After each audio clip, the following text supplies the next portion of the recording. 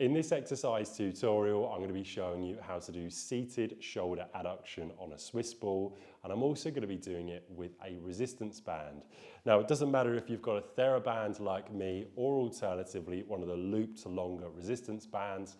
As long as you've got the right resistance, you should be able to do exactly the same as what I'm going to demonstrate in this video. So firstly, I'm going to pop my feet on this TheraBand.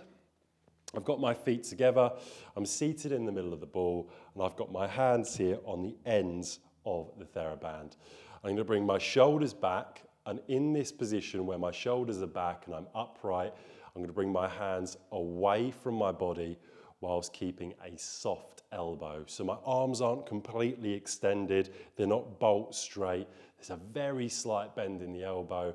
I bring my shoulder blades back, chest up, and I'm going to repeat for my desired amount of sets and repetitions, bringing and pulling that band away from me. As I pull the band and come into a position where my elbow is in line with shoulder, that would be the end of the motion, and I would be slowly controlling that back down. So that's how you do shoulder adduction with a resistance band seated on a Swiss ball.